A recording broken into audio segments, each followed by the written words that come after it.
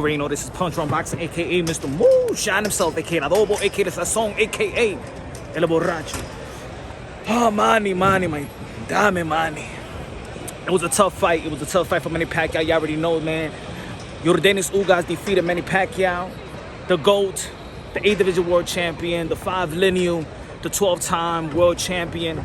I do think that no excuse, man. I mean, we already know he had a 2-year layoff, and we saw that it took an effect. But also, he did look great for a 42-year-old that was out for 2 years. He was quick, but he just couldn't close in. He couldn't close the range.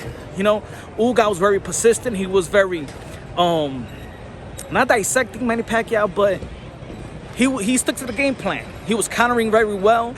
In the second half of the fight, he was hitting the right hand. You know, he was connected with the right hand, with the counter right hand, with the over right hand, hitting when touching him with the jab. And everybody thought that because of his arm, that his jab wasn't going to be that good. But hey, at the end of the day, I don't believe that nobody, not even the Manny Pacquiao fan, not even the Filipino fans, felt like it was a robbery. Probably this is the first time that a lot of people didn't think that when Manny Pacquiao lost, it was an actual robbery. It was a close fight in my scorecard when I was looking at it from my point, where my view was. I thought it was closer, but I said that Manny Pacquiao couldn't win this fight. I really gave it a 114, but the first round, you could have given it either way, so 115, 113. You give it to Yordenis Ugas. So the 115, 113 scorecard was actually like probably the best scorecard. Could have been a draw. I did see in a couple of close rounds that Manny Pacquiao actually, edged it with accumulation of punches. But also, when it's a close fight, when you're judging a scorecard, ladies and gentlemen, you already know how I do it, is clean, effective punches, jab secondary, power punches is primary, ring generalship, who controls the 3-minute intervals of each round, defense, effective aggression. And I understand that Manny Pacquiao was the aggressor of most of the fights, but he was not effective. He was not that effective, and he was missing a lot of punches. So when it goes to the close rounds, and you miss a lot of punches that the visible eye could actually see and the judges could see, and a lot of the work was in the middle of the ring, then Ugas did a good job. But both of these guys took a lot of punches in the 10th round. In the 10th round, you already saw that. We thought he was going. Remember what happened to Keith from Tom Thurman in the 10th round? Manny Pacquiao landed a good shot that staggered Ugas, but he got his faculties back in order. And hey, that's when you know you're really in good shape. And Yordenis Ugas was a consummate professional, one of the ambassadors of the sport of boxing as well. Eat clean, live a great life, just like Manny Pacquiao. And a lot of people talking about, damn.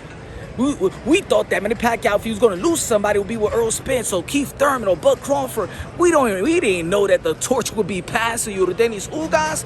But you never know what happens in the sport of boxing.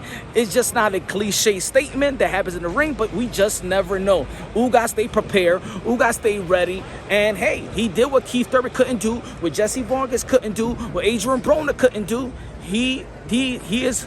And he's not even that young as well. He's not that young, but he stood to what he knows best. He didn't try to become somebody he's not.